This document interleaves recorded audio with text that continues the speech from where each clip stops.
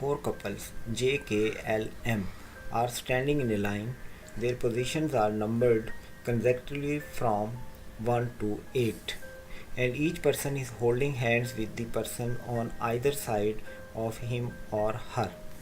J and J are holding hands, यानी कि ये दोनों साथ साथ होंगे. K and K are not holding hands, इसका मतलब है K और K साथ साथ नहीं होंगे, इनके दरमियान वन और मोर पर्सन्स आ सकते हैं.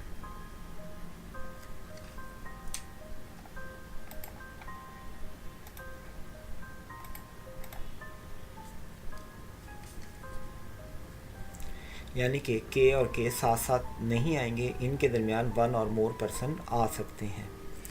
L and L are holding hands, यानी कि ये L और L भी साथ साथ आएंगे, इनके दरमियान कोई और पर्सन नहीं आ सकता.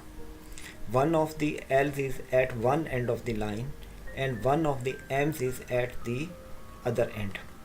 यानी कि ये सिचुएशन होगी 1 2 3 4 5 6 7 और 8. एक साइड पर L है तो L तो साथ साथ आने, इसका मतलब है अगर हम यहाँ L L रख लें तो यहाँ पर M होगा. Which one of the following must be true? अब हमारे पास क्या बचता है? हमारे पास बच जाते हैं 2 J जो कि साथ साथ आने हैं, 2 K जो साथ साथ नहीं आने और 1 M. तो इन सबको अगर हम अरेंज करें तो क्या पॉसिबल अरेंजमेंट हो सकती है?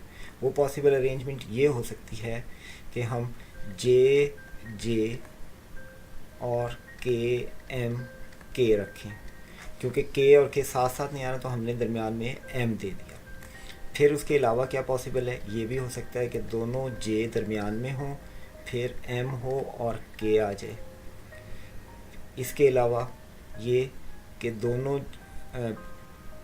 J M के बाद हों और फिर K हो. तो इसके अलावा क्या पॉसिबिलिटी हो सकती हैं? कोई पॉसिबिलिटी नहीं हो सकती. तो आप देखें कि हर केस में J और K साथ साथ ज़रूर आते हैं. J और K, ये JK, ये JK और ये JK. इसलिए अगर हम ऑप्शन ए को देखें, at least one J is holding hands with K, ये बिल्कुल ट्रू है. इसलिए इस क्वेश्चन का करेक्ट आंसर भी ऑप्शन ए है.